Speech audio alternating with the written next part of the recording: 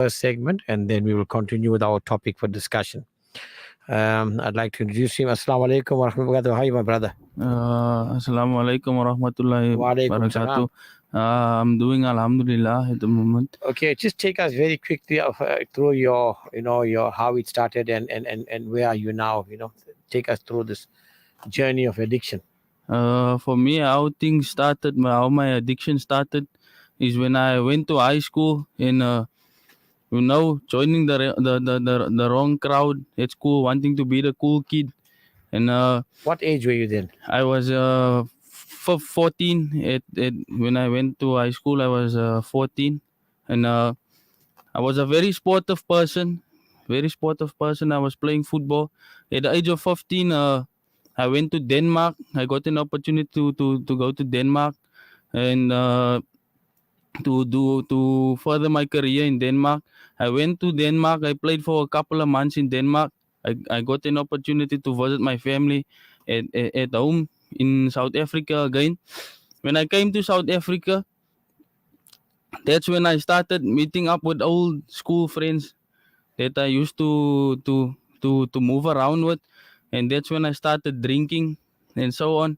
So when I started drinking, I had to go back to Denmark, and I was attracted to the lifestyle. So I didn't want to pursue my dream anymore and running after the goal in Denmark. So I sat down with my parents and told them that I'm not going back to Denmark.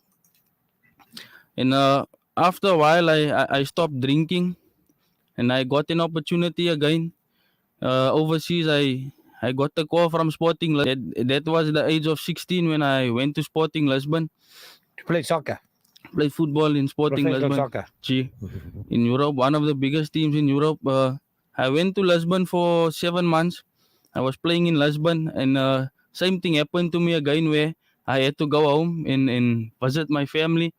When I got to visit my family again, I met up again with the friends, and I went out clubbing one Saturday night with my friends. So we went out, we were chilling at the club and things like that. So all of a sudden, my friends told me I must wait inside of the club. They're going out to the parking lot. So it took a while. I went outside and I saw some suspicious movement. So I could see that something is not right. So I told them, see, you guys are not acting normal. Just tell me what's going on. So they told me no, they're using cocaine. So I was a bit shocked, but at that time I didn't use cocaine. I didn't try and use it. But since me not being to my senses, as the night went on, I hit my first line with them. And after that first weekend of using cocaine, it started becoming a every weekend thing where I go out with them, and I use cocaine. And that's also when I stopped playing football at all. And the thing with me where my mother couldn't see that or she couldn't pick up, or she was in denial, because there was signs of me using drugs coming later. And you found a way of beating the test. Yeah, and there was signs of me using drugs. So she tested me a couple of times, and I beat the test a couple of times, but she caught me out with a 12 panel one that Rauf is currently Anti-drug, using. Yes. The one that checks for all drugs. So as time went on, I stopped playing football. I didn't want to play football anymore. And there was once Friday night where I came early home. I didn't go out with friends. So my mother bought the Rauf test to test me. So me being overconfident, thinking, I already beat a couple of tests, so this one, same thing's gonna happen. So when I did do the test, it came out positive for me using cocaine. So me being a drug addict, we know how to manipulate. So I manipulated the whole situation. I started crying and telling them that I really do need the help. With Before they can test you, or after the after test, they tested me, I you're told them, looking for self pity now. yeah, I need the help, but the only reason I did it is because I got caught out. Yeah, The only reason why I that's a did it. famous one. That So I met up with a Rauf program in PE. I was attending for a couple of months, and they told me that they'll make arrangements for me to come to Durban, to the center, Durban center. So as time went on and it was my time to come to Durban, to Rauf, I refused because I wasn't doing it wholeheartedly. I was just doing it to please my mother, to get her off my case for a while. So I told them I'm not going. I'm 5 months clean. I can do this thing on my own. They accepted and kept me at home. you're Uh, attending the Rao program in PE in the interim. I was attending a Okay. Rauf program, and I stopped attending program for 1 month. And straight after that 1 month, that's when I relapsed again. My mother caught me again, so I did the same thing, throwing them up, manipulating them. And at that time, I didn't see the seriousness of my problem. So I was attending again. I was still blind, pulling the wool over their eyes by telling them I really want to come, right? But not long again, I relapsed again. And my mother never found out that I relapsed. The So first relapse was after 5 months. after 5 months. The second relapse The second relapse was after 7 months. after 7 months. Okay, now we talk about these short-term rehab programs. You stayed clean without going into a rehab, just attending a support group for 5 months and 7 months. So it tells you something, We think rehabilitation is very easy. Put them in the rehab for 3 months. They can listen to all those beautiful talks, come back and stay clean. No, it doesn't normally work like that. There are the odd case where they've been successful, but I would say 1 in 100. Generally, it's addiction is there are stages into addiction and there are stages in recovery as well. And some of the stages that you go through in recovery, you have to go through them like after 3 months, 6 months, 1 year, 2 year. There's different stages in recovery as they graduate or as they cultivate, the better mindset and how to deal with the problem. They start to get stronger and stronger. Now, in your case, 5 months, I'm sure you stopped going because you thought you were clean now. For 5 months, you don't need the program, but you went crashing down. And this is a mistake a lot of parents and recoveries make. Overconfidence. I've got it under control. I'm fine. Why do we have to have the program? Why do we have to go to the program? So I've had a mother this morning sending me a message, a very sarcastic message. Thank you for nothing, because she wanted to put her son into a rehab, and I said to her, join our support group. And she said, but that's not helping me. Well, anyway, you all can't help us. I've sent him, to go on Jamaat, and now he's doing very well. So I'm just thinking, you contacted me last week. I told you what to do. And now in 1 week, your son is doing very well. So, there's a lot for you to learn. But this is how we are. We want to fix it up, quick program, get it done and move on. But it doesn't work like that. Tell us about after what happens on the second relapse. After the second relapse, my mother never found out about it. So I told my mother that I relapsed because then I started knowing the seriousness of my problem. Through So your that- support group, you're getting empowered, and now you're slowly starting to reach out. Okay. So I spoke to her and told her that I've relapsed and I do need a help, and I was being sincere because I could see that I'm going downhill. I started stealing out of the house. They couldn't leave things around me anymore because of my addiction. So But do I had to. you know that you were in a career where you could have been a multi millionaire. You had a bright future ahead of you. Professional soccerite, going for training to join a European club, one of the biggest European clubs in Europe. And through drugs, you lost all that. Okay. So at the time when I told my mother, and then I was being sincere about coming to Durban this time because I have a 3-year-old daughter also. So for me, I didn't want to put her through a life of misery because I've been putting my mother through misery, and so I started attending the program, and uh, I was attending for a couple of months, and I got accepted at Rauf, and I'm now currently 10 months in Rauf, and I'm 1 year, 3 months clean. Shukr alhamdulillah to Rauf and Allah Ta'ala for keeping me clean. Okay, tell us some of the. Okay, you've reached a point where you felt that you needed change. Initially, you probably thought you had it under control, but then as you went along, you realized.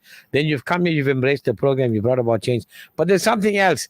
You've come here, you've also embraced Islam. In the program, tell us what it is like now to be a Muslim. Muslim have to pray 5 times a day, and then you came in. You were not a Muslim then. But now you've embraced Islam, and if anybody look at you, they will not say that you're a revert. You look very well into the deen, and there's mashallah beautiful nur on you. And how does it feel now being the first Ramadan, fasting for 29, 30 days, 5 times salah, all these routines? How do you feel? How are you coping with it? Over and above your addiction. For me, as I was growing up, I was attending a school in PE, Parkside Primary. So I was surrounded by Muslim children, and seeing their parents come pick them up and things like that. Growing up like that, the humbleness and the humility they always used to show. I always used to tell my ma when she used to fetch me at school that, hey, one day I'm gonna be a Muslim. And coming to Durban, that's when my dream came true, because I was sitting and I thought to myself, here's the place Allah sent me to. And not only for my addiction, but this thing has been in my heart for a couple of years to revert. So the first 3 months being in Rauf, I was just observing how things is going. And with all the zikr and things, the zikr took my heart, and I just knew at that moment that this is the time and the place to revert. And reading 5 times namaz and things like that, it's a feeling that I can't explain. I never had this feeling before. I never had this feeling before. So in Ramadan for me currently, it's also amazing. Fasting and reading Taraweeh, doing all good deeds, and it's making me feel good since I've come from a life where I was only doing wrong things, and now I'm serving my Creator and pleasing my Creator. Subhanallah. Allah Akbar. That is such inspiring. Those are such inspiring words, and especially, the sad thing is that whilst you as a revert embracing Taraweeh and Salah and fasting, there are so many Muslims out there that don't even have respect for this month. So we make dua for them. Allah grant us all hidayat, give all of them hidayat. And it's an inspiration and a motivation that, it's your first Ramadan. And sometimes I watch, 20 minutes, half an hour before every salah, you're in the Jamaat Khana waiting. And the one day I saw you sitting there in very deep introspection, which is such an encouraging thing to see that Allah, if we don't look after this deen, Allah gives it to somebody else. And there's an example of that today, alhamdulillah. And by the way, the bulk of our main activities in the farm is done by reverts. Now Allah has taken people that that were not born in Muslim homes to encourage Muslims to read 5 times salah. It's something for us to think about as an ummah, as a community, that what are we doing wrong? That that the deen is being pulled away from away from us, and Allah is giving to other people. When I look at you, you're such an inspiration. I see you in the salah, in the way you dress with so much of respect, topi on your head, wearing your kurta, and alhamdulillah, it's such an encouraging thing. And I make dua Allah keeps you in that, in this path, and keep you growing from strength to strength. Before I move on, if anybody wants to call, the WhatsApp number is 060 904 1056, 060 904 1056, or the WhatsApp number, if you know WhatsApp, is 060 904 1056, and the studio number is 0861 904 904, 0861 904 904. Okay, going back, and of course your name? Amir. Alhamdulillah. Okay. Amir is, well, of course, with us now for almost a year. But, he's been through the support groups and that type of thing. But, Amir, What advice can you give to somebody, at the age of 14, 15, 16? Look, you've lost look, it's not too late. How old are you now? The current moment I'm 23. 23. You've still got a bright future. You still can go back to your sport. Just work hard, inshallah. And who knows, maybe you'll get back there. But you have to keep Allah in your heart and, maintain your focus and seek guidance and stay guided. Inshallah, you'll get it. It's not too late. You're only 23 years old. Allah make it easy for you.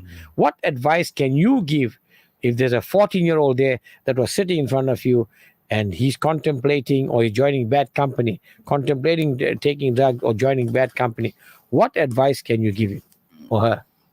For me, what advice I would give a 14-year-old that's contemplating to do drugs is, for me, rather stay away from doing drugs and joining the wrong company. Sometimes just joining the wrong company, the peer pressure and things.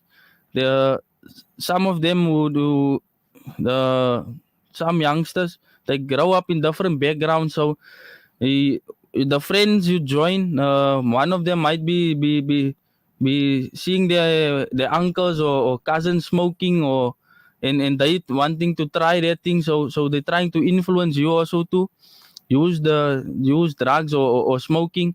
But for parents as well, they should just look out for which company their children join in their children's behavior, because you will pick up when the child is with the wrong crowd, because his behavior will go Start to off. change, yeah. It will go off a little bit. So and I encourage parents also as well to sit down with them and speak about drug addiction, because we can see it's open in the streets, how people is living, how drug addicts are smoking on the streets.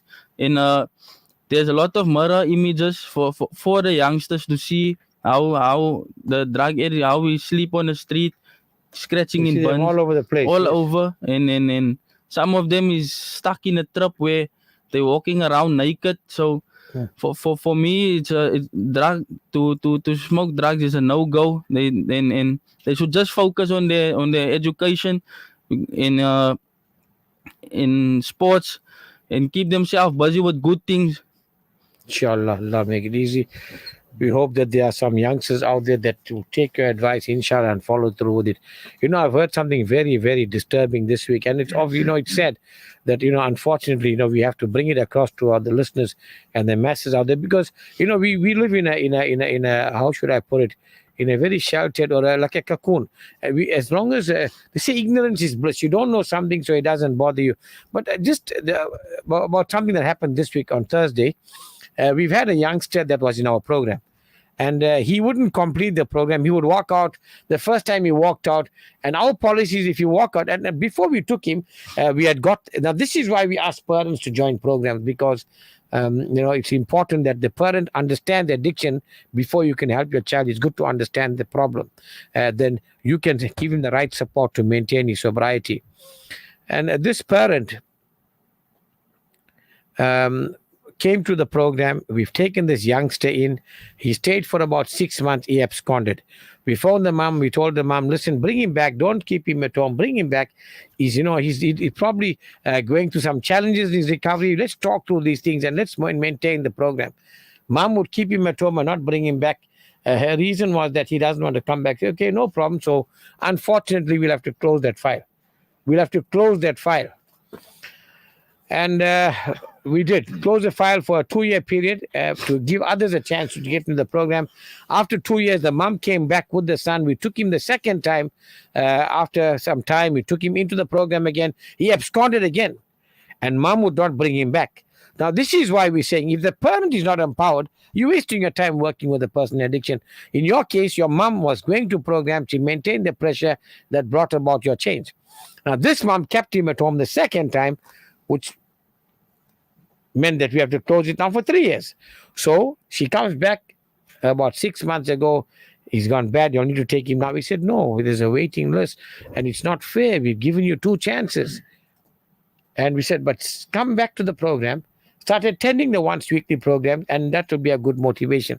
Mom disappears with the son. And Thursday, he goes, gets hold of a grade 12 boy, slits his throat and kills him. Now he's in prison for murder. So what we're saying is, this is a life and death problem. If we cannot understand the seriousness of the problem, then we have a bigger problem. And if you're looking at the statistics, 15% of our youth are on drugs. 15% of the population are full-blown drug addicts, which means like on almost 9 million people. So what are we waiting for? We're waiting for you to come into our house and expect it's going to disappear. It's not going to go away like that. The success rate's almost null. So the problem is serious. The only way forward is we empowering and learning how to deal and how to protect our children in this very difficult times